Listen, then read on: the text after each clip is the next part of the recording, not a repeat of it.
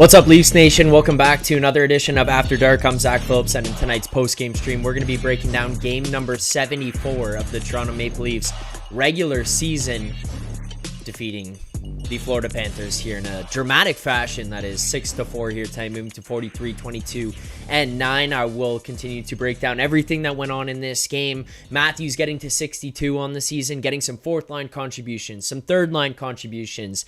Nicky Bobby getting on the score sheet here yet again, and we will be joined by Jay Rosehill during the show here tonight to help us break down and give an immediate reaction of everything that went on as well. So if you're watching right now, you haven't already, hit that like button, subscribe here to the channel, turn on notifications, because it's not just these After Dark shows that you guys are here for to watch. It's the morning shows as well with Jay Rosehill, with Nick Alberga, and tomorrow morning, Anthony Stewart jumping on with Nick Alberga, but also Jeff O'Neill hopping on with the boys tomorrow, 11 a.m. Eastern time, right here on the Leafs Nation YouTube channel. You're not going to want to miss any of that.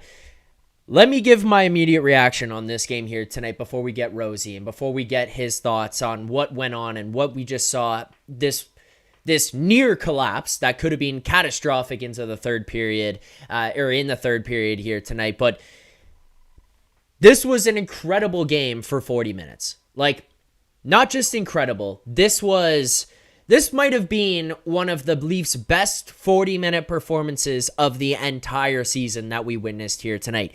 It was physical. It was committed defensively. You got pitch-ins from the first line. You had the second line playing okay. We'll talk about that a little bit. You had an incredible night from the third line. You had an incredible night from the fourth line through 40 minutes. Ilya Samsonov, he didn't face that high volume of shots, but he faced some high danger opportunities against, and this guy was lights out for 40 minutes. And then you get into the third period. Then you get into that final 20, and obviously the pace of the game changes a little bit. You know Florida's going to come out ready to go. They're not going to just whimper away and just take a 5-1 loss on the chin. They're going to fight back. They're going to make a little bit of a push. They're going to try. You got to find a way to kind of fight off the onslaught of opportunities that the Panthers were generating there, and I mean, you did. You win this game 6-4. I think you got a little bit lucky. We got to call it what it is. You got a little bit lucky that you were able to get away with that in the third period there. Yeah, Ilya Samsonov, another couple amazing saves in the third, having to reach back, grab rebounds, be aware of things that were going on, where rebounds were popping out and where guys were on the ice around him. Like, it was a pretty good game from him there as well. And I just am a little bit frustrated at the end of this one that the last 20 minutes had to play out the way that it did, because you played so well for 40. Like, you dominated the Florida Panthers for 40 minutes. And then for 20 to close things out, it was just, again, you got to account for kind of how the state of the game changes a little bit, but it was so drastically the other way at that point that it was just like, oh my God, I can't believe this is happening again. I'm glad they got away with it. I'm glad they won that game, but yeah, this was wild. Again, if you guys are watching, you haven't hit the like button, hit the like button here. Every 50 likes, 50, 100, 150, 200, whatever it is, we'll bring out the smelling salts and we'll get to those. If you guys are watching on Twitter, if you're watching on Facebook, if you're watching on, I don't know, where else would you watch? YouTube here, and you haven't already, hit the like button. If you want to enjoy it or engage in the conversation, you want to talk about everything that's going on, you can head on over to the YouTube. That's where you see the chat. We pull the chat from here on screen. So that's how you can kind of participate. If you have thoughts as well, if you're on Twitter, then head over there. Jay Rosehill will be coming up here shortly to kind of help provide his analysis on what went on in this game tonight. But regardless of how you're consuming the content, we appreciate you. And if there's any issues with the audio or the video or anything, let me know so that I can figure out how to fix this going forward, because there was a little bit of a problem at the beginning of the last one. I think we figured it out here for today. It seems like everything kind of went off a little bit smoother. So let's hope that it stays that way throughout the remainder of the show. We do have a super chat here before we can get into anything else, so let's hit that animation.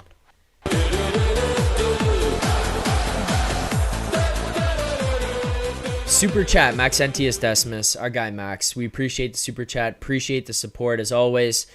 Max says, Matthews saving the day, A+, what effort at the end. Yeah, the last 5 minutes, I mean, the effort was there. I think some of the defensive awareness maybe dropped off a little bit, but you were facing immense amount of pressure from this Panthers team. You were able to find a way to get away with the win there, and Austin Matthews, that effort at the blue line to get the puck back after he tried to make a little soft pass through to Nylander outside of the zone. He gets the puck back, wins the battle, stick handles in a goddamn phone booth, and then fires it the length of the ice to Barrie. And I believe that's only like his second empty net of the season. You score 62 fucking goals, and you've got two empty netters or whatever it is. Like, that's pretty impressive for his stat line for this season. And I know people will take shots at Zack, and I think he's well deserved his 50. But in terms of, tap-ins versus others, that's pretty incredible. To only have 2 or a couple empty netters on the season. I need to get the exact number on what it is, so if anybody knows, send that, but I'm pretty sure it's only 2. I'm going to keep reading the chat here. I want to see what you guys are up to, what you guys think about this game tonight.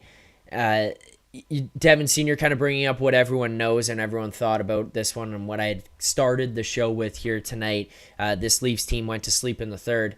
The thing that was more frustrating to me than, just like a lulling third or a sleepy third was the fact that you came out and it felt like the first 5 to 7 minutes was sloppy.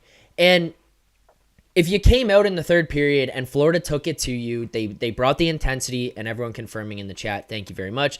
They brought the intensity and they just kind of had to pile it on, and you had to withstand the pressure that they brought. You had to withstand the storm. That's a very different story.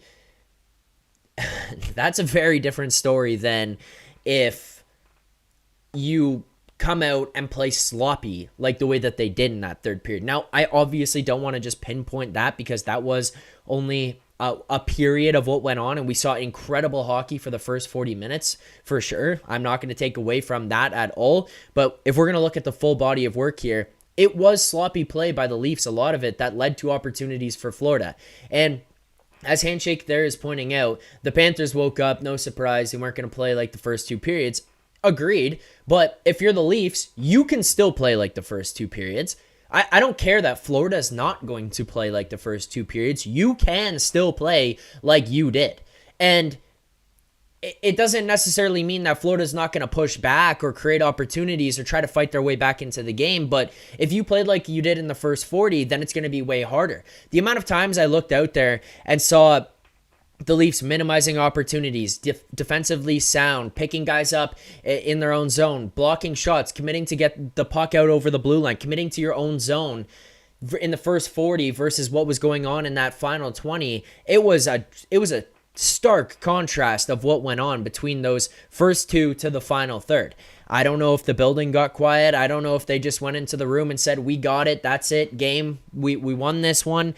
I don't know what led to that being the case, but that's more what's frustrating to me than anything, because it wasn't Florida knocking on the door, it was the Leafs opening it up. Like, the Leafs came out in the third period and were like, well, it's 5-1. You think you could come back here? And they did. You won 6-4, but they made it a game. They made it a game. It got a little too close for comfort there. It felt like the Panthers were going to actually tie it late. I was sitting there pretty pissed off that I hadn't placed a Panthers live bet on like plus 2,200 in the second period or going into the third period there. But, I mean, ultimately, I guess to keep the money in the pocket from that one. But, yeah. I couldn't believe it. 6 1/3. Now we'll do this here. Really, wow, never thought of any of this negativity. Thanks, chat and Zack, for pointing it out anyway. Sarcasm.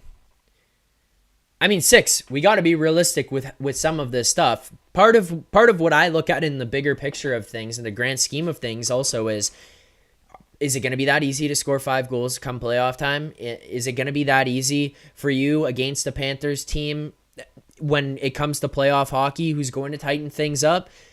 Like, we got to point some of this stuff out. We have to be aware of what went on and actually discuss it, because You can't have that final 20. You just can't have it go the way that it did, because you come out for a third period like that in the playoffs in your own barn, and Florida comes out with that much energy and is able to score, is able to start to bring some of the pressure to you and start to push it back and say, you know what, can you handle this?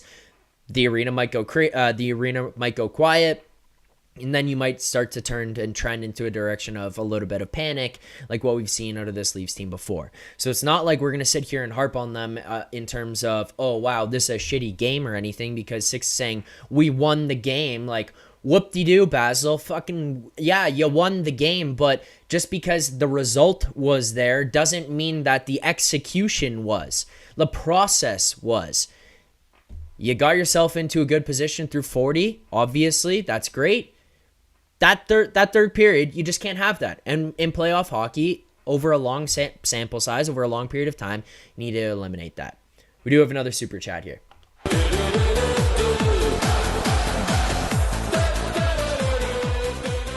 Max Entius Decimus, yet again with another super chat. I appreciate that. Max says, Panthers have the best plus-minus in the third period. Give credit. Yeah, I give credit. But I think more what I'm saying in this one than anything is that this felt, at least for the first 5 to 7 minutes, that the Leafs were the ones that gave the Panthers that opportunity, and not so much the Panthers demanding to take it back. Not the Panthers storming back and saying, they took control of the game in the third. This was a lot of watching the Leafs just kind of cough this one up and easily kind of give it back to them. And that's what was frustrating. 6 1/3. Zack, reverse roles. You happy with them tonight? What? 6 always trying to scrap, but never willing to call in. Never willing to get on the line. Come on, 6. Michael Kirkpatrick, Scotiabank crowd was loud for a change. Let's quickly talk about that. We made the jokes about it after they played against Buffalo the other day, and Max Domi tweeted out like this was the best crowd of the year or whatever. That's a sad state of affairs that you played in Buffalo. It's sad for both teams, first of all. It's kind of pathetic for the Sabres fans. I don't care. Sabres fans, come at me. I'm going to call you out for it. It is what it is. You're playing a rival. You're playing the QEW rivalry or whatever that's called. And you can't show up to your own barn. You can't sit in your own barn. I get sometimes you're going to look at it and say, well, Leafs fans are willing to pay money, but like also it's professional sports. It's a rivalry. Like, how about you sack up and show up to the game? Like, how about you just go to the game and not let your own team get dominated by fans in your own barn? But then it's also sad on the other side that Max Domi is saying for an away game, that's the best crowd we've had all year. What the fuck is that?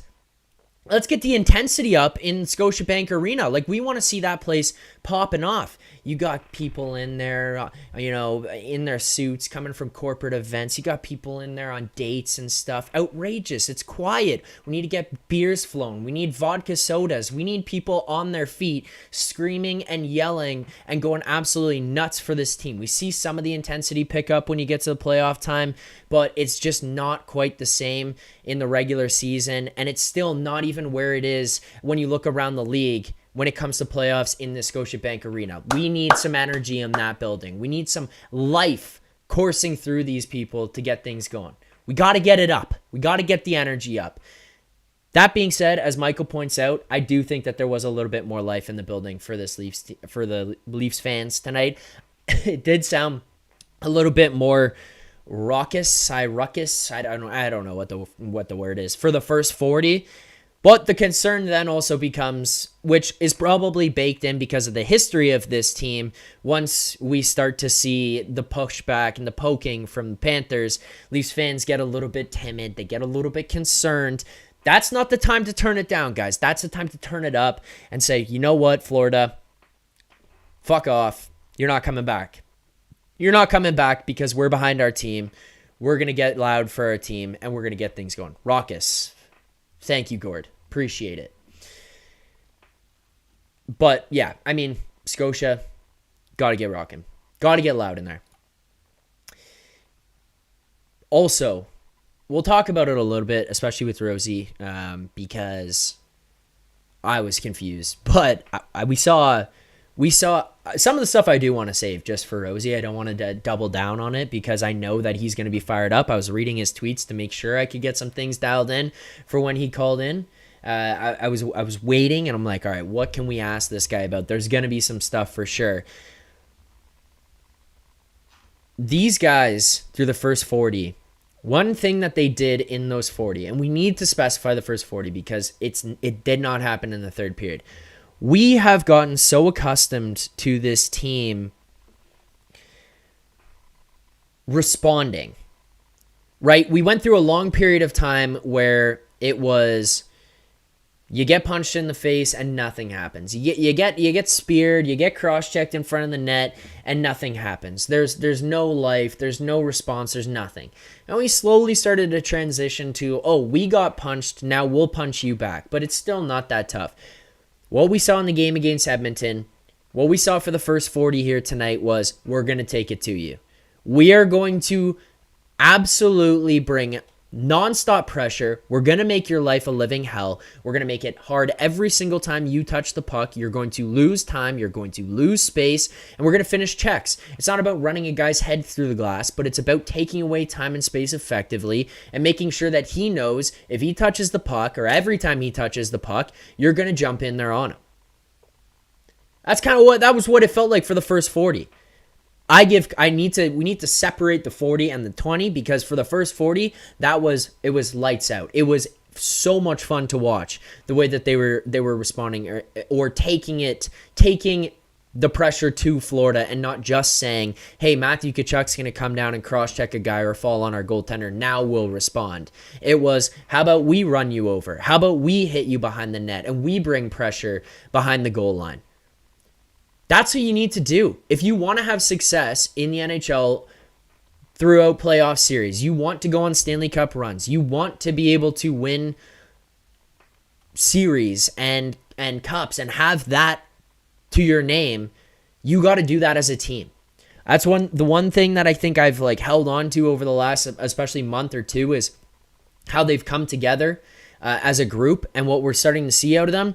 This is probably not as skilled of a team. This is probably not as great of a team on paper or on your Excel sheets as what we've seen in years past.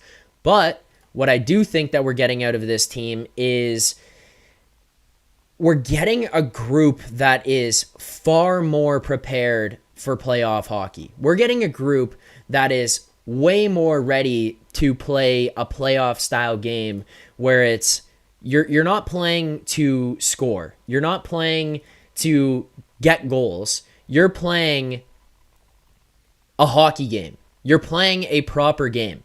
And that's how it kind of started to feel with this Leafs team. But to help us break things down, to help us talk about what went on, I told you guys he was coming. So if you haven't hit the like button already, now would be the time to.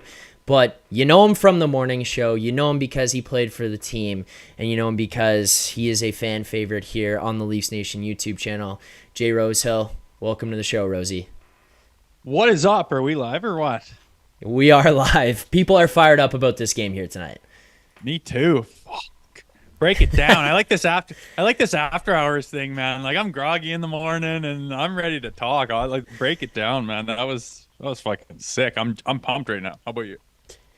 I'm pumped too. I'm pumped that we were able to finish this one with a win, but I was not necessarily pumped with the way that they came out in the third period. It felt sloppy for how it was, and I was just disappointed. Like I was saying to the chat here as we were talking and breaking this one down and opening this one up is the first 40 minutes was like what we saw against Edmonton, where it was like, hey, we're going to take everything to you. We're going to be the aggressor. We're going to take the pressure. And then it was like 5 minutes through the third period, I'm sitting there going, what the fuck is going on? How did this thing flip on its head like that?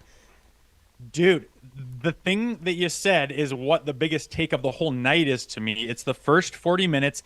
They dominated the Florida Panthers in every aspect of the game, right? Every aspect. It wasn't just like, ooh, Austin Matthews happened to score 2 in the one period or what. Like, it was just like top to bottom, from Austin to Sammy and everything in between, offensively, defensively, physically, however the hell you wanted to break any aspect of the game down. They dominated the Panthers this close to the playoffs for 40 minutes. After that, you're up 5-1. I'm sorry. It is every coach's dream to not let them slip an inch and just close a 60-minute FU 7-1 win. But it's the Florida Panthers, and it is human nature to let off the gas a little bit at 5-1 and to just kind of relax. And you gotta respect it's the Florida Panthers on the other side. So you know there's gonna be a pushback. So I just knew it. I saw it, and coming within one goal was way too close for comfort. I get it. Giving the fourth line that last minute and a half is rare, but it was a Keefe saying, this was such a fucking team effort. This was such a top to bottom thing. The fourth line has been everything we've asked. They've dominated every aspect of their shifts the whole time. And I'm giving you a reward. I'm giving you a bone saying, take the last bit. Yes, it sucks. They can't, but I mean, it just was what it was, man. He was only had the luxury to do that because of everything they did beforehand, which is what I'm focusing on. Sorry for ranting. That's everything off my chest. Now go off. I like these late night things. I told you. No, it's good. I like it. I mean, I agree with you. And I talked about, hey, you know what? We knew the only thing that I kind of was like pushed back on or was like frustrated with was you knew Florida was going to do that. So it's like what you said. You knew Florida was going to say, we're not walking out of here with a 5-1 loss or 7-1 loss, like you're saying, where it could get even more out of hand. And it was less so about like, oh, was Florida going to be able to do that? It was just, hey, I wanted to see them play the final 20 like we saw them play the first 40, but I think that's it's fair. It's fair. It's human nature. I think more than anything, it's just like it's this Leafs team, and it's something it feels like we've seen out of them a lot. So that was where I was like, oh, just do something different. They would have given the game away. Remember when they would have given the game away in the past? They wouldn't have made it. There was so many opportunities throughout that whole 40 minutes for the Panthers to get back in it when they came within one. Very next shift, bang. Like just no, boys, it's not your night. You're not going to overwhelm us. We're fucking better than you is what it looked like, dude, which is I tweeted at some point in time, I'm like, the biggest problem right now is not getting too high right now because we're so famous, this organization, for getting too high and getting too low. But I mean, everything this team has shown us in the last, call it month and a half, has been bloody positive with the one little blip of the Boston week, the week of Boston. They pumped us back to back. We weren't in either of them. Woolsey gets both of them. His first game back, aside from an Arizona game, kind of a weird thing. That's the one blip on the radar going back a month and a half. And this to me was this one big, like, kind of a test. I was excited for this game way more than others. And if we had the healthy team and they had all the bodies out, people would be saying, yeah, but that wasn't a real Florida team. That wasn't the real Panthers team. All that shit. No, you don't even have that. It was the complete opposite. It was the complete opposite, and they fucking dominated. And I really put a lot of stock in that first 40, man. And I'm trying not to get too high, but as you can tell, I'm having trouble doing that. No, it's good. I love it. I just because I got on here right after the third period. I guess I had the recency of what I just saw in the last 20. So, no, that's fair. It's fair. And I'm trying to, because what we saw in the first 40, it was like what we saw against in the Edmonton game. It was just like, fuck you. We're going to play our game. We are going to dominate. We're going to come out here and take it to you offensively. We're going to take it to you physically. We're going to have incredible goaltending back there. Like, just everything was clicking from that standpoint. One thing that who was leading the charge during that Edmonton game? Who was leading the charge during all that? Edmondson. And he's not even in the lineup right now. And we still played that, whether it was Nye stepping up. It didn't really matter. Yeah. It just goes to show everyone can do it. And if everyone buys into that fucking Florida Panthers attitude in the playoffs with everything that we have with Austin and shit, it's just like, oh my God, this was everything they've been lacking in the past. I mean, Dubas put all the eggs in this hot shit basket of these studs, and they're goddamn good. It's nothing against them, but I think he was just kind of, a little bit naive to think that you could do it with just studs. You have to surround them with the supporting cast.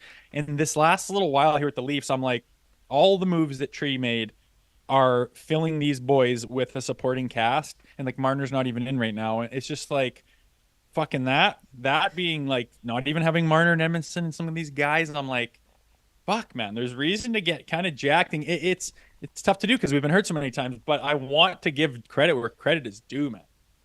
Okay, do you agree? Would you agree with this then? I think that this team is probably not as good on paper as the teams that we've seen that have gone into the playoffs in the past probably 3 years, maybe, that Dubas has done. Let's do last year then. Okay, last year they went the second round. Go that roster. Okay, compare. Right. So Riley, Shen, you have Achari. These guys come in. McCabe, Lafferty, they come in after the deadline. But this, to me, is the best hockey team that I've seen the Leafs dress. Does that make sense? Like, do you agree with that? I think this is just the best hockey team from line one, your wingers all the way across, your versatility that you have, just the way that they're constructed, but most importantly, the intangibles of like the mentality from the top guys on your team right through to, the guy who's sitting in the press box who has to filter in and say, you know what, I shouldn't have been taken out, but Sheldon Keefe wanted Timothy Liljegren to get it going ahead of me. And so when I come back and I'm going to go out there and I'm going to dominate, and then I'm going to sign a 3-year contract with this team. And like, it's just everybody has that next man up, let's fight for a spot. We're going to take it to the mentality right now. Yeah, I agree. And I mean, on paper, when you talk about those guys, it was a bunch of individual guys that they tried to plug holes with. And they were good guys. They were as good as was available. They were good deals. They were smart. They made sense. Did Ryan O'Reilly make a huge deal in the playoffs? No. Again, we have a problem that's unsolved right now. As excited as I am right now about that, little sniff of a potential playoff matchup where, it went heavily in the Leafs' favor. These big boys have trouble performing in the playoffs in the past. So that's a hurdle they'll have to prove wrong and have to get over this year. But even if they are playing at a pretty decent clip, and if they're at their best, they fucking beat anybody. Mm-hmm. But if they're even at like 75, 80%, either one of those big boys between Nylander, Matthews, and Marner, and then the supporting cast, and then the goaltender, it's like if you get this clipping at any decent good rate, you can beat anyone in the East. Like, you got to prove it. It's not a done deal. I'm not chanting we want Florida. Like, don't get me wrong, man.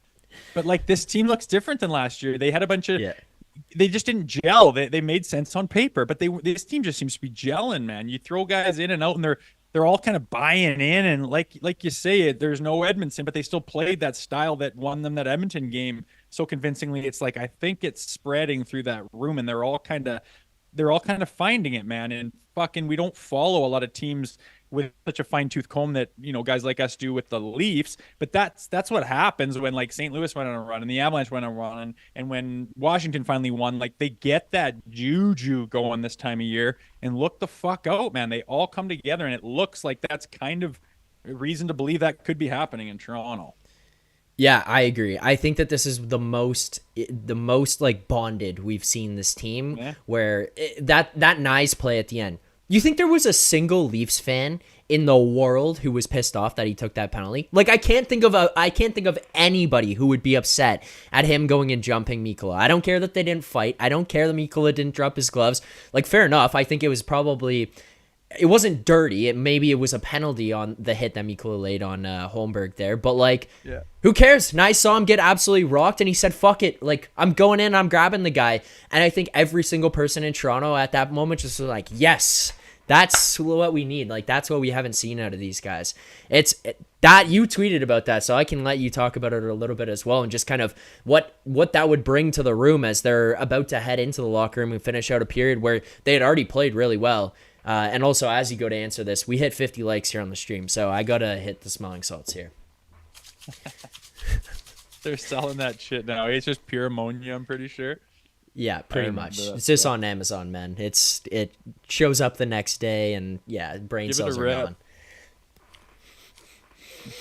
No, I like that, man. I mean, like I say, it spreads through everybody. It spreads through that lineup, whether it's Knies or Edmondson stepping up, or if Revo's doing his job well, or if anybody throughout the whole lineup has to jump in there and do his stuff. Bertuzzi or Camp, for who knows, man. Like, a lot of different guys are starting to blend together and feel like they're playing the same hockey, regardless of what line they're on or what their role is. It feels like some things spreading a little bit, and that's awesome. And that's very indicative of nice guy jumping in there. Like Yeah. if that D man would have like just dropped his stuff a little more obviously or whatever, they would have got 5 for fighting, and he would have had a Gordie Howe hat trick tonight. I mean, Jesus, man, name the last guy to get a Gordie Howe.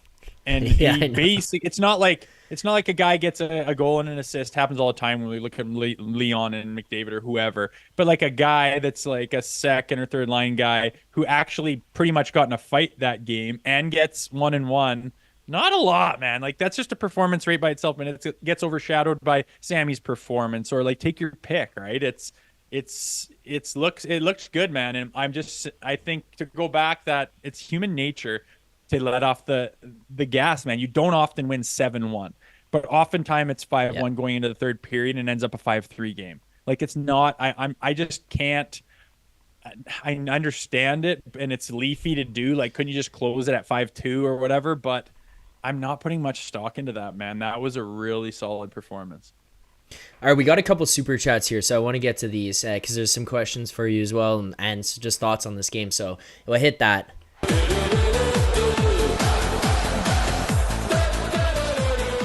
All right, first one here. Maxentius Decimus is asking Rosie, Benoit, game one, in or out? I don't even know how this one would be a question. It's not for me. It's pretty obvious. I have him in the lineup. I don't see how he's a guy that comes out here, but you've got him in for game one? 100%. Yeah, Yeah.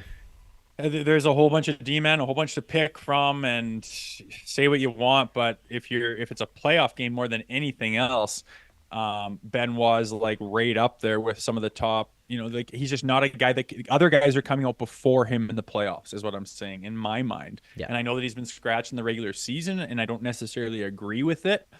But if it's going to be a Grady playoff series against Boston or Florida, if you have Benoit and you choose him over one of the other like bottom, 6, 7, 8 guys, like numbers wise, you're ridiculous. You're out of your mind. And I don't think Keefe, as much as I don't agree with some things, I don't think he would take him out in the playoffs. I hope I'm not wrong, man, because he should absolutely be in.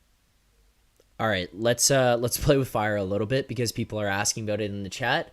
Line one for this team.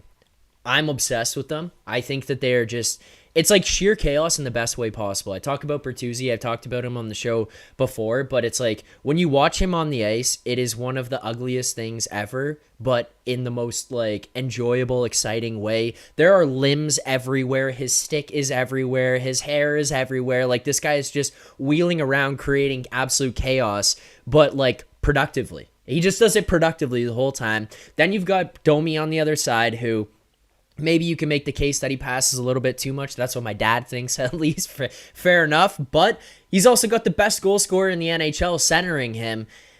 I absolutely love this line. I tweeted it out today. I was like, if Marner takes one of these guys' spots when he comes back, like I'm going to riot.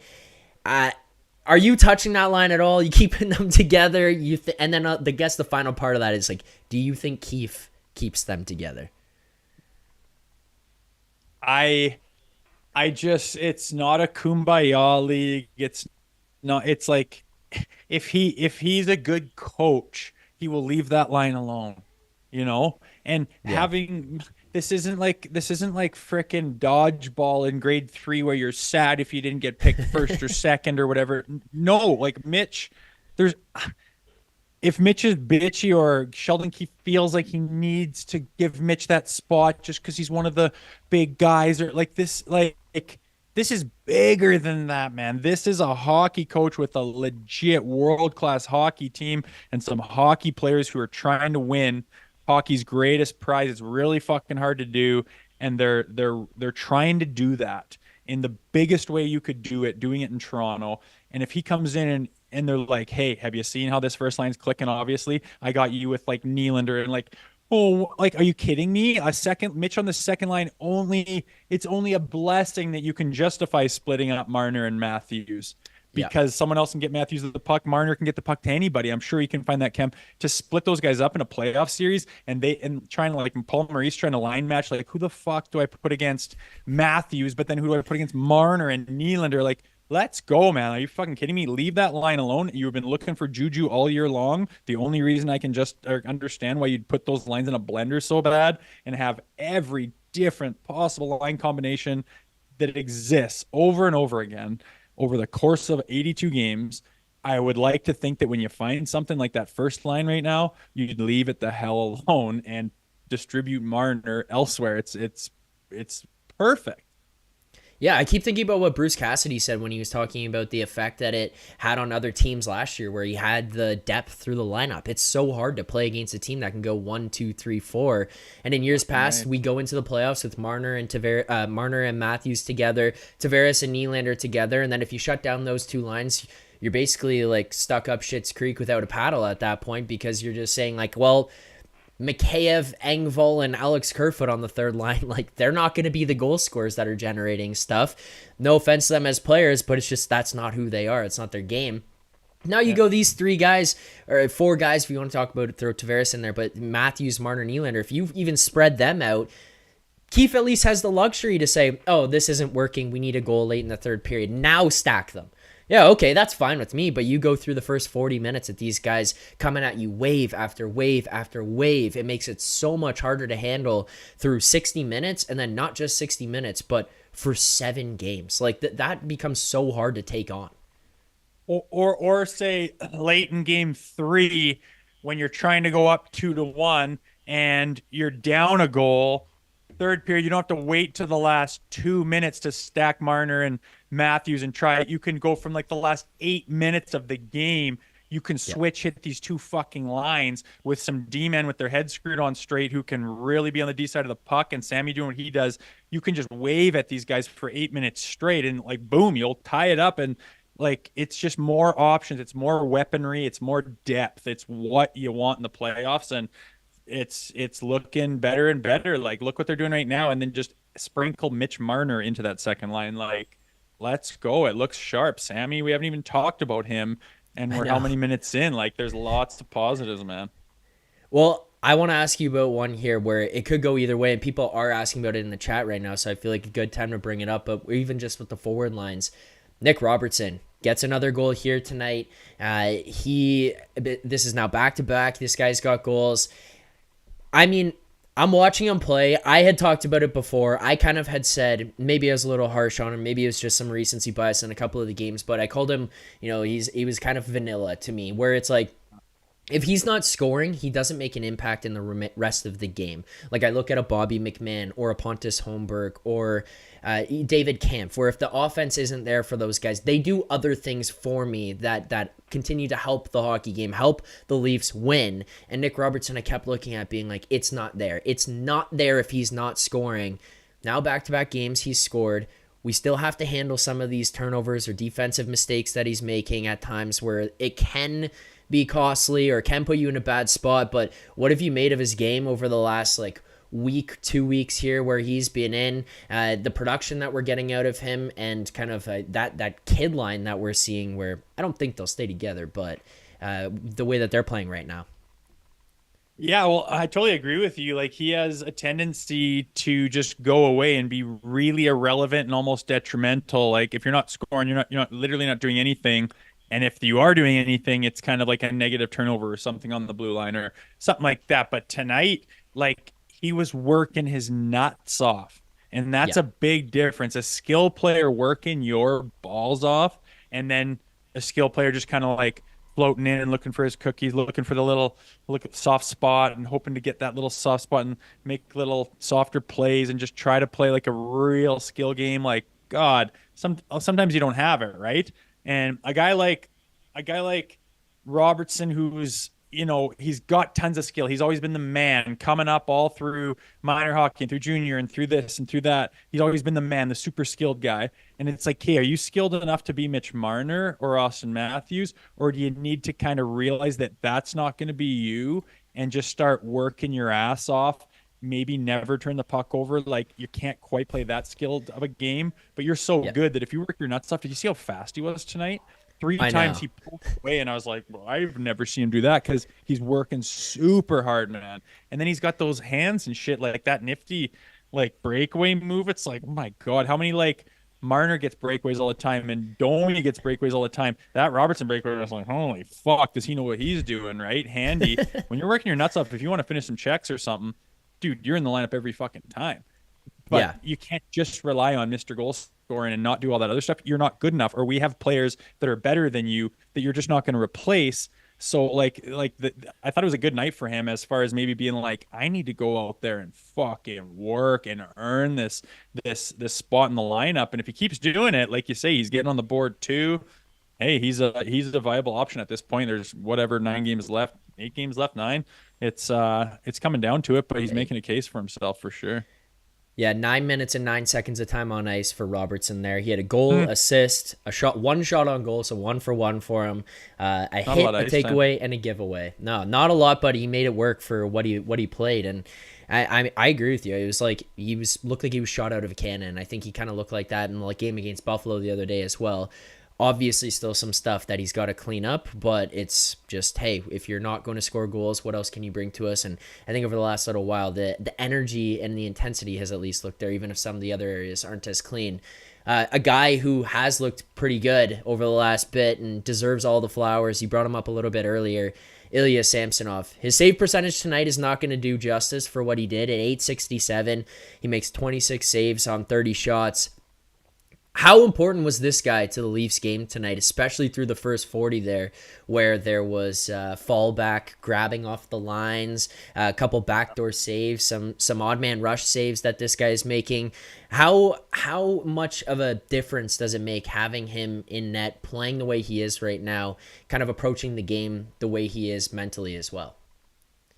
Yeah, it's huge, man. Like you said it, it's any other game, like if he's not as good as he is in a couple of those small situations, the game's totally different in the first 40. And a prime example of a time where you cannot look at the box score at the end of the night and claim you have an understanding of how the game went.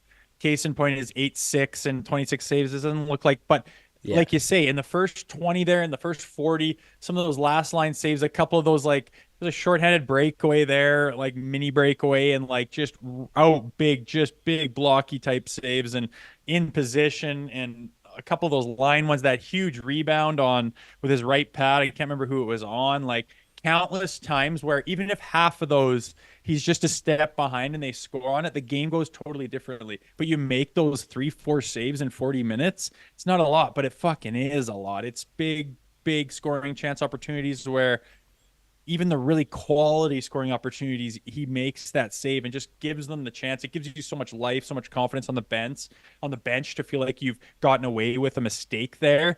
And it's like, wow, we've planned, we're ready, we're a good team, we believe in ourselves. We're not going to make a whole lot of those mistakes this game. We just got off on one. It gives you life, gives you energy to put the hammer down on the other end. And he does that multiple times on a night like tonight and puts them in a position where they're up 5-1, large part and because of him and his play. And yeah, the numbers don't do it justice, but like, fuck, if you want to play like that all the time, man, you are the Maple Leafs goalie, Yeah. Yeah, that's what it is. It's like, to me, it's the timeliness of these. It's not as much how many saves did you make or did you make highlight reel saves. It's when was that save made. You make some crazy backdoor sliding glove save when you're up 5-1. 5-1 is a bad example there because that's what happened tonight. But you're up big in the third period. Okay, yeah, it shows up on the highlights tomorrow morning, but it's the ones where it's 2-0. And you've just taken the lead, or you've just scored and a chance comes down the other way. And right now it's like every single time those situations occur, he's dialed in and he's ready to go. And it's incredible for this team to have the guy back there like that right now that you can trust and you can rely on to be in the net kind of every single night right now. I think for me, he's the guy that you get going in there night one. But I still do think it's going to take more than just one goalie throughout these playoffs. I mean, knock on wood, you kind of hope not, but that's where I'm at. As for the rest of the team here tonight, one line that has been really, really impressive to me. I mean, obviously, I'm going to continue to give love to the first line. I am obsessed with watching them. If I just have fun watching them. Yeah, but the fourth line, like, I was joking about it with my buddies watching the game time. Like, it looks like Reeves got shot up with HGH when he was out with the injury, because the guy's coming back, skating faster than we saw him through preseason, through the beginning of the year. He's making an impact. He's not getting himself caught out of position defensively. He's not being a liability when he's on the ice. He's making smart decisions with the puck. We know he's not the most skilled guy, but it's like, no one's asking you to be. You just got to be this guy who's going to make the right play. And between him, Dewar, Kampf, you throw Gregor in there every now and then. He seems to be pretty good. But the fourth line has been very impressive to me over this last little while. And I feel like the chemistry between those guys is actually just continuing to build. And we see another goal out of them tonight. Yeah, exactly. And I mean, that's key. Like, do what you're asked and no more and no less, right? And, Reeves isn't a slug. He's not a slow-booted trip over his own feet slug. There's a reason he's in the league still. And he's not a turnover machine who can't grasp the fundamentals of smart hockey, or he wouldn't be in the league anymore. He's got a lot of those things going for him. And another thing that he has is he's not erratic. He's not going to go and just take that dumb penalty at the bad time in the period by just getting too excited and horny to go out there and do something crazy and make an impact on the game. And he's just dumb, takes a big dumb penalty at the worst time when Keefe's like, I just threw you a bone by giving you, a shift in the last 6 minutes of the second period, and you do that. He's not that guy. He's smart. And if he's working his nuts off and he's finishing checks cleanly and he gets into those scrums and kind of gets in between the, himself and the other team and the Panthers and our goaltender, and keeps his hands down, doesn't take any penalties, but just boos anyone off of anything, the whole running over the Maple Leafs physically, not just because of him, but just because it's contagious. There's a lot of guys with the mentality of, fuck you. Who are you to come into my crease and puff your chest out? I'll come into your fucking crease and puff my chest out. You can get the hell out of ours. And every guy around me says the same thing. And they're like, well, fuck, this isn't working.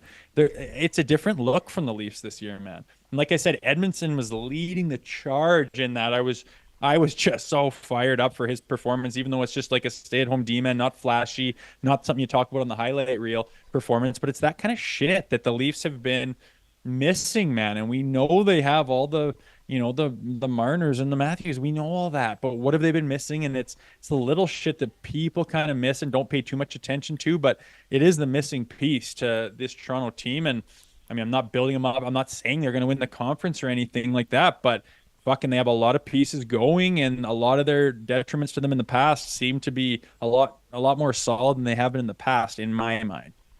Yeah, and you're bringing this up like these guys, Edmondson, Arivo, the way that they're making impacts. Well, it's like you have William Nylander, Austin Matthews, Mitch Marner, John Tavares. You got these insanely skilled players like you're talking about, and there's no player on this team that has had Leafs fans hornier than Simone Benoit this year. Like, the guy was on a PTO. He got sent to the minors, didn't even make the team out of camp, gets called up. He's fought his way into this lineup, and it's like this guy's the fan favorite here because he just plays that game. He plays what Edmondson does.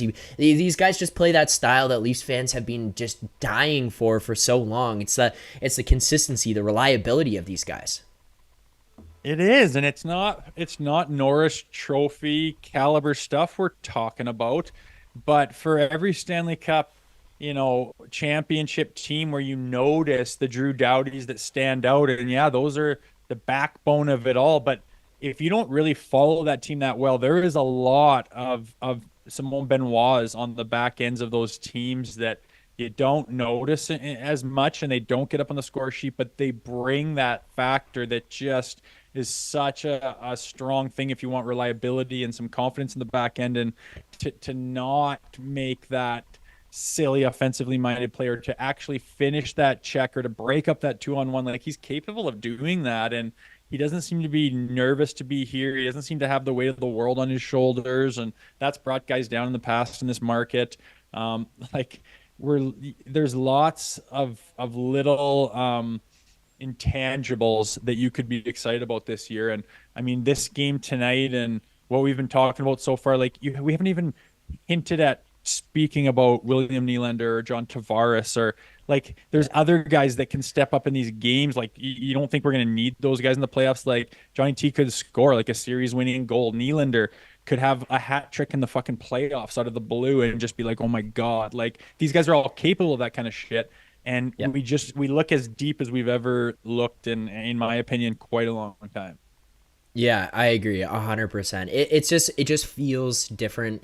The best, I've said it before, I continue to say it. My favorite way that I had ever heard of this team described was by Jeff O'Neill, who, by the way, if people are watching right now, you should be subscribed to the channel because he's hopping on tomorrow morning. I believe Anthony Stewart's hopping Nice. in for you, but Nick Alberga's on with them there as well. They're having Jeff O'Neill on. He had said the way that the team had played in the past was, it simply put, or paraphrasing, was like trying to score goals. We're playing score a goal hockey. This is, we are playing hockey. Like, this is different. This is very different. This is playing the right way. This is committing to getting pucks out over your blue line, finishing checks, being hard on the forecheck, going to the front of the net and grabbing guys in a scrum, and not just having, well, the thing that used to make me sick was, that you're sitting there and there's a scrum breaking out because you can hear it because the whistle's going, but all you see on the camera is Marner or Matthews or Tavares skating to the bench and the camera's following them. You're like, what the fuck? Now it turns and they're in there grabbing someone. It's like, yes, I don't need those guys to punch people in the face, but just don't leave. No. And it feels so much different. It feels like a cohesive team. And to me, this feels like the best that they've been positioned to have an opportunity to do something in the playoffs where, again, like you said, I'm not predicting that they're going to win rounds and win conference and go to the cup, but it feels like this is maybe the best chance that they have because we're looking at a real hockey team right now. Yeah, 100%. Agreed, man. I mean, they've always been threatening and they've always been capable of winning games by scoring a bunch of goals, and they've put up more points in the regular season than they have this year.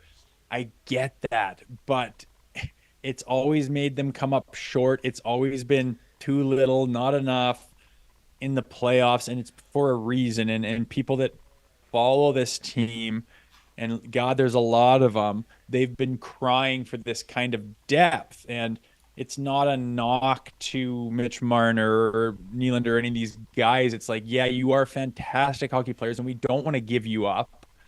And it is difficult because it's a salary cap era, and it's tough when these guys are commanding this kind of money. But lo and behold, everyone's sitting pretty, and we have surrounded those guys with a better hockey team, guys that collectively make each other better. And like you said, you're starting to see the results of that. They're playing with this identity and this character that they've been lacking in the past because they're kind of a hollow shell, not a shell, but they're just not a well-rounded team. And yeah, a bit of a shell at times, like super high end at this, that, and the other thing. Their power play is really deadly, but we don't really have a goalie that's even remotely consistent and always buckles under pressure, or we don't have a defenseman to speak of besides this one guy, and everyone plays like a chicken shit. And anyone who comes into our barn and plays really tough blows them out of the fucking building. Like, those are huge, huge problems that I really feel they've addressed in a hurry.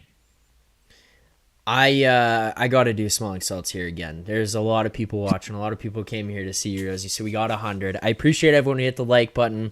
You keep going. I have to do them again and again. But I'll do the smelling salts. I want to ask you here as I do them, though. We've talked about a lot of the positives. I am still really high on this team. I loved what I saw for the 40 minutes. I'm happy that they got the win here. We got to address it because people will be mad if we don't. They go 0 for 3 tonight on the power play, and this is not just a small sample size here now. This has been a decent stretch where the power play has stunk. What do you attribute this to? Do you think it's going to turn around? And does this just have to do with Mitch Marner? Like, what's going on with this power play? Well, the fact that we're talking to me about how to fix a power play is kind of funny. Okay, let's be honest, and I am in no illusions about that. But I've been on lots of teams who had lots of power plays, and I've watched them from a close distance. And I mean, these things happen. It's something that happens. They're trying to solve it, and then once it goes wrong, it's like your golf game. Like, a really good golfer who's playing really good golf could all of a sudden just start to like not have it all of a sudden. There's no reason for it. He didn't change anything, but then the more he tries to find it, the more kind of things go wrong and you kind of lose your confidence and then you start forcing things. It's kind of what's happening, but what a good time for it to happen, right? It's not going to last forever. Look at the personnel on the power play of the Toronto Maple Leafs. This is not something I'm worried about. Like, is their power play good enough? Look at the fucking talent, the power play specialists. They're in a funk. I don't know how to solve it. And if they Right. don't know how to solve it, then all it is time. Like, give them time. I'm not freaking out about the power play, but yeah, they're in a funk, and I think anyone who's played a power play for a long time will give you lots of examples of being part of really good teams where it's like our power play was just cold as hell for the month of X. You know, it happens. Yeah, I guess that's a good way to look at it. You know, we're going to spin this one on the positive. It's better to happen now I'm Mr. than last Positive this. today, I guess. Eh? I know. I'm capable I know. of being quite negative, but I'm Mr. Positive today, man. So am I, and that's what I even when I started, I was like, hey, the third period, I wasn't as happy with the third period. I was incredibly impressed with the first 40, but I was like, we got to address this. You came on, you're like, oh, it's all good. Like we'll motor through. We're taking away what we saw in the first 40, but you're right. If there's any time for the power play to go, you know what? Maybe it's that much further ahead of the playoffs, and then it can ramp back up and get hot at the right time. But another reason to be happy about tonight. I mean, the power play isn't even just like 3 for 4, and well, you're not going to get that many power plays in the playoffs. Would Yeah. be the big speaking point. Like, fuck, man. There's if you get this team clicking on all cylinders, look the fuck out. They will run to the West Finals and Stanley Cup Final if they get running on all cylinders. Goaltender, D-men are playing big. Power plays clipping. PK's been doing what they have. Big boys are doing what they're capable of. Supporting cast is being solid. You know, heavy guys, fourth line is doing super good things with energy and banging and doing their job. Look the fuck out. They will walk to the Stanley Cup Finals, but every team is trying to do that. Every top 10 team in the NHL, if they're at their absolute best, is going to do absolute damage. Everyone's trying to do that, but for the first time in a long time, this group with this sweater on is as close as I've seen to having it all put together at this time of the year. And like you said, their power play is not even going. Like, look out if it does, man. We need to talk about this because we've gone an hour into the show and we haven't even brought it up. Austin Matthews, 62. I saw tweets out there tonight. Doors open on 70 now. 8 games left in the season. He's 8 goals away. You know, I'm not even... Rosie, does he do it? Does he get 70 this year? What's the deal here? Yeah, I'm going to say this.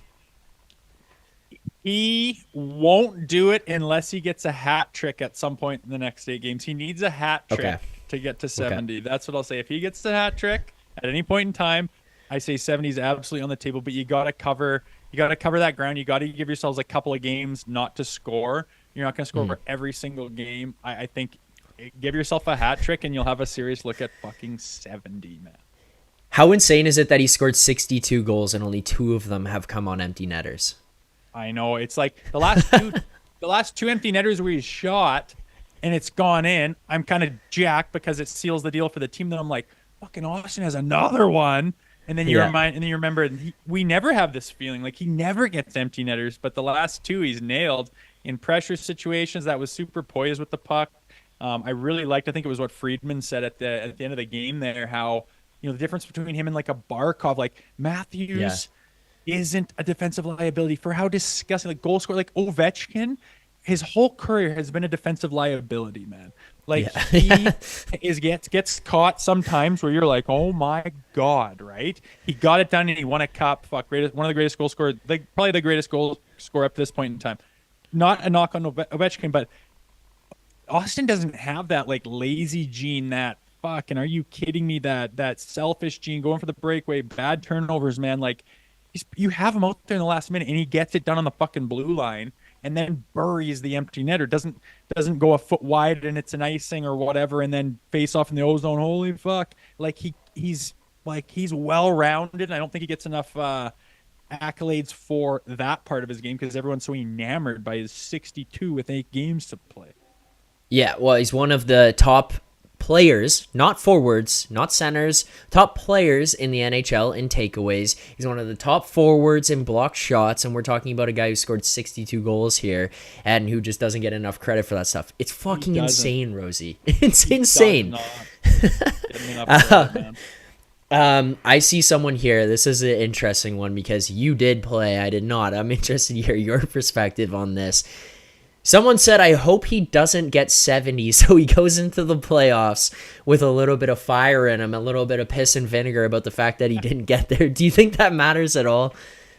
No, I don't like that take at all. If a guy like him gets 70, man, he'll be going into the playoffs on a different fucking cloud than anyone else is even on. I mean, you could look at McDavid and some of those big boys in the point race they're on, but to get 70 goals and for what it would take, how hot you have to be, how in control, how scoring at will he would have to be to get there, in which he already is right now.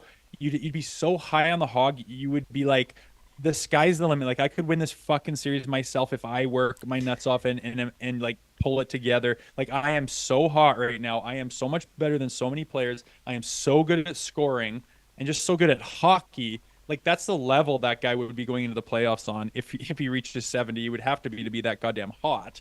And yeah. I would never say, I'd rather he didn't, just so he was mad and went really hard in the playoffs. No way. I was like, fuck, get as hot as you possibly can, my man.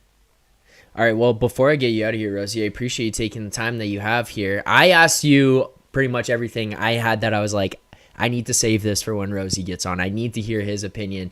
Is there anything else from tonight's game that was bugging you or sticking out that you're like, I need to talk about that? That's something that needed to be brought up?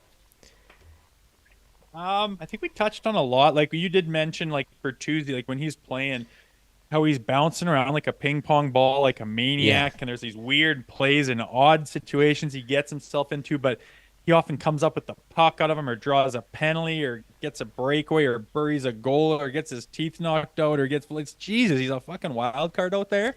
And you're really starting to see that. And I think we've seen that in the past with his career, and that's what we thought we were getting here. And it's hard to define it because at the beginning of the year when he was struggling, he was just kind of out there trying, but didn't really have it. And we're kind of like going, no, like there's this Bertuzzi thing that he fucking does, right? Like, he's capable of more, and the puck's not going, he's snake bit, and it's like, shit, like, what did we sign here? Like, did another one bite the dust in Toronto?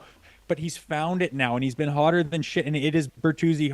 Like you say, you described it really well. He's bouncing around out there with his hair and his fucking teeth and his weird stick and his neck guard, and he's fucking flying around, and he can score and dish and hit, and he gets fired up. Like, fucking awesome, man. And he's clicking with Domi and Matthews, and he's really good in front of the net. Like, just fucking rights, man. Like, another check mark on what's going on right now in the Maple Leafs organization. There's like they're kind of hitting their stride at the right time. And I'm aware that it could come to an end at any time, and the Leafs have done crazier things before. I get all that. But there's no reason to assume that will happen with this group. They've never played the teams they're going to play in the playoffs. They've never been this team that they are right now. So we don't know what's going to happen. They don't know what's going to happen, but there's a lot of reason to believe like there's a real, like, they've got it right this time. Very possible. Nobody knows, but I got reason to believe. Yeah, I mean, you talk about Bertuzzi, just even some of the points and the production that we're seeing out of him. I think it was early February, first week there, he was still sitting at 6 goals on the season. Now here we are, April 1st, 19th goal of the year scores tonight. Like, this guy's probably going to put up 20. You got to assume he's going to get at least one more here over the final 8 games, especially playing on that line that he is. But it's beautiful chaos. That's how I keep describing it. Beautiful chaos. It's fun to watch. It's fun to watch. It is, man. Rosie, I appreciate you taking the time to do this, get to hop on, give thoughts and opinions, and basically go nuts, or one way or another, I guess, after the game. But again, thank you very much. You can catch Rosie at Monday through Friday here on the Leafs Nation YouTube channel, 11 a.m. Eastern time. Not here tomorrow, but back later in the week. Rosie, really appreciate doing this. Yes, man. Thank you. I like that there's an outlet for post-game reactions now, and thanks for having me. Love to have you on the channel, man. It's fun sharing it with you, and appreciate I don't know. it. Sometimes if I just need to vent a quick 10 minutes, I might just be texting you out of the blue and jumping on. I love that you're here. Yeah, you're welcome to anytime. And I appreciate the kind words there as well. But Rosie, thank you very much. I appreciate it. I still got a couple more things to do. So if you're watching in the chat, don't go anywhere. Stay here. But make sure to check out Rosie right here on the Leafs Nation YouTube channel at 11 a.m. Leafs Morning Take alongside Nick Alberga. Thank you very much, Rosie. Appreciate it. Good night to you and your chat. See you guys. Have a good night. There you go. Jay Rosehill helping us break down tonight's game. Everything that went on here, his thoughts from players' perspective, which is always nice because I tell you guys, you know what? I'm no expert. I love the game. I break it down for how I see it, what I saw, what my opinions were.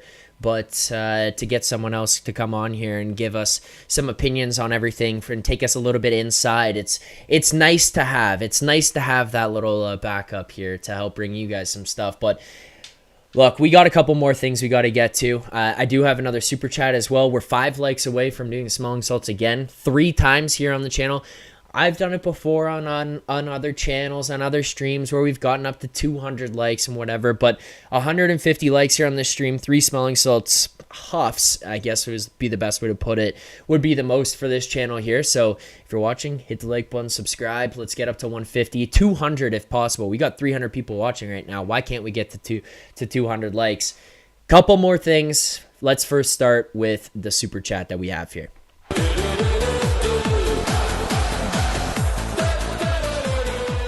Super chat from our guy Phenom. I appreciate this. Phenom had brought up a little bit earlier there. Leafs knocked out both starting goalies in last year's cup, and that would be tonight. Bobrovsky, get him yanked from the net earlier on with Adin Hill and the Vegas Golden Knights. Had him yanked as well.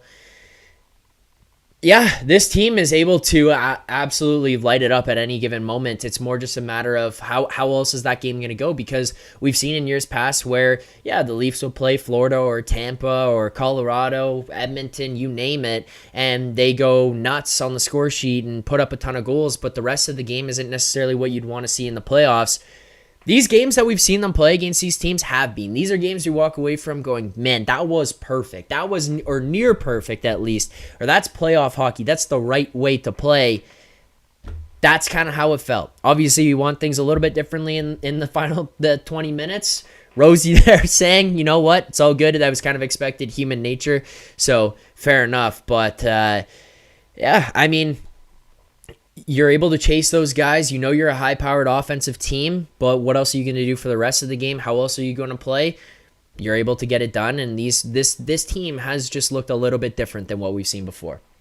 We did hit 150 likes there, so let's get to it. 150 likes on the stream. Thank you guys very much for doing so. I appreciate all the support. Appreciate people subscribing. I want to get to 10K here now by the playoffs. Myself, Rosie, Stewie, Nick, we all want to get to the 10K. Hit the like button, subscribe to the channel. Thank you very much.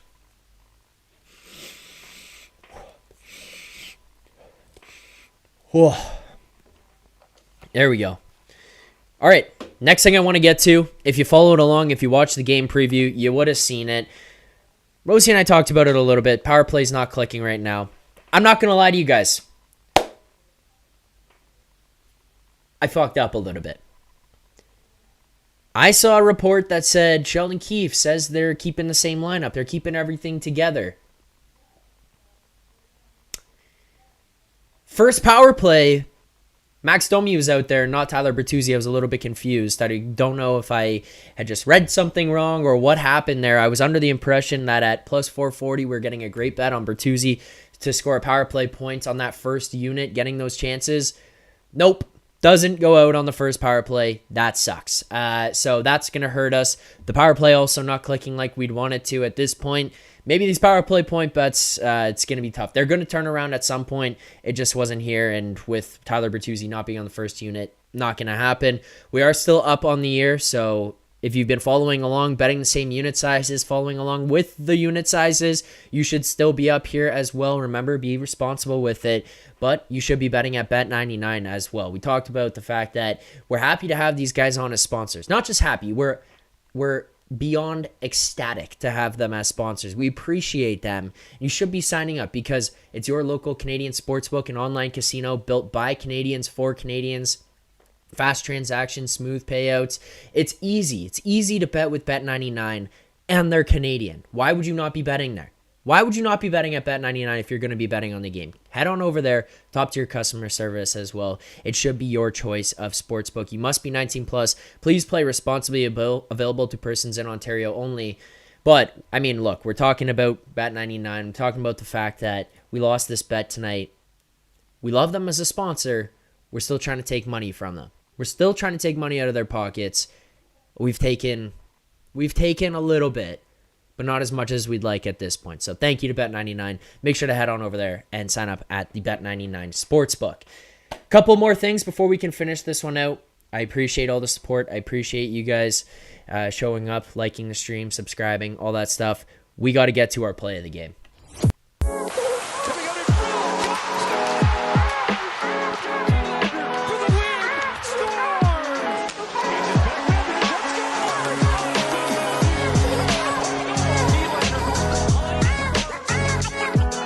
Play of the game for me. I'm gonna go with the first Ilya Samsonov save that he yanks off the line. You're earlier in the game. It's a tighter score. It's a lower scoring game at that point. You're battling. You're on home ice. You're taking leads, and it's an opportunity for the Panthers to jump back in there. And Ilya Samsonov reaches back and steals it off the goal line.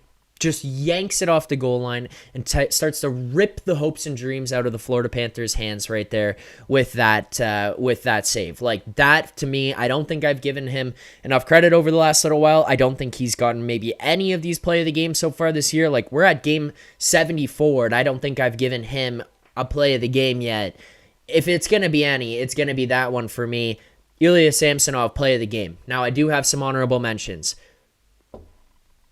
Austin Matthews, number 61.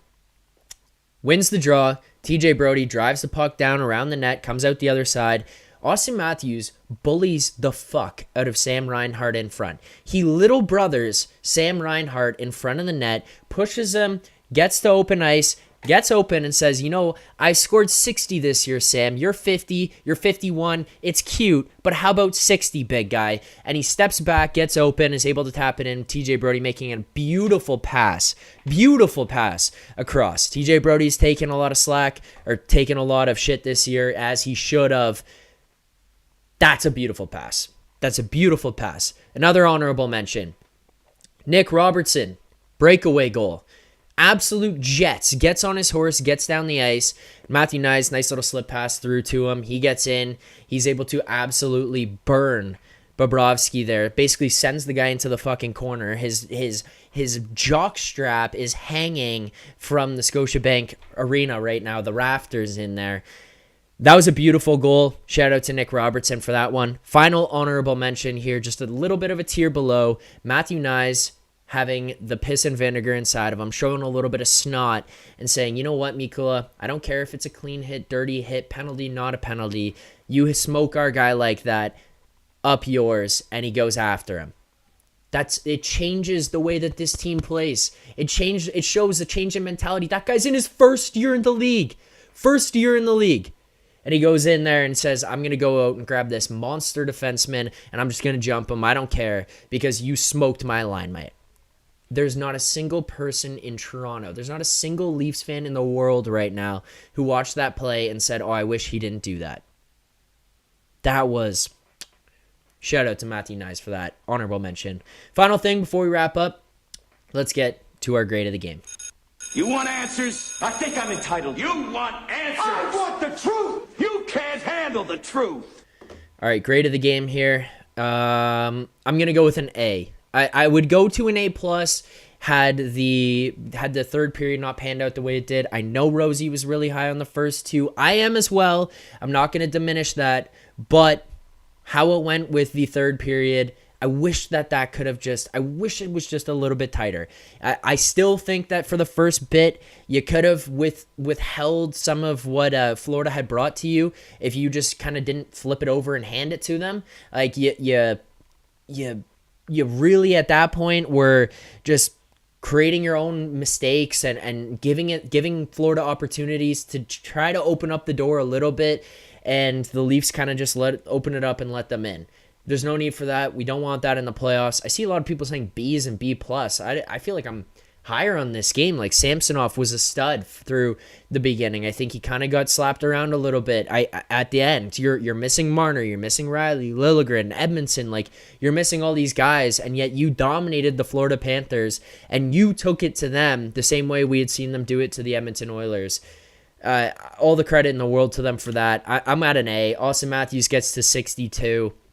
New career high. He had only had 60 before, so 61 and 62. He only has 2 empty net goals this year. I don't know, man. I'm at an A. I know you guys are a little bit lower than me here, which is interesting because usually I'm on the negative side, but I'm at an A for this game tonight. That's how I'm coming into this one.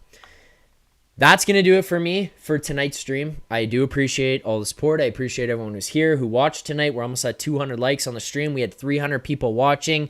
We got Rosie coming in here to help break this one down. We're going to have more people from across the channel hopping on regularly as we get to the playoffs and then into the playoffs to help talk about everything that happens.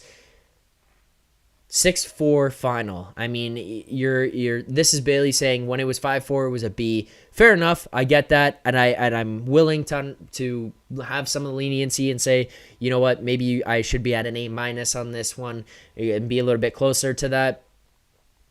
They were dialed for 40 minutes. And then they kind of dialed it back in a little bit towards the end there to tighten it up and not let it slip away. But that's going to do it for me on tonight's stream. I appreciate everyone who watched. Appreciate everyone who tuned in. I'll be back here on Wednesday following the game against Tampa Bay Lightning. But make sure you tune in tomorrow. Nick Alberga, Anthony Stewart, Jeff O'Neill talking about tonight's game, looking ahead to upcoming games, looking ahead to the playoffs. Lots of good stuff coming up across this channel. You're not going to want to miss any of it. So make sure you're subscribed and you turn on notifications. Thanks so much for watching. This has been game number 74 of the Toronto Maple Leafs regular season, defeating the Florida Panthers here tonight 6-4, moving to 43, 22, and 9 on the season. Thanks for watching, and keep believing.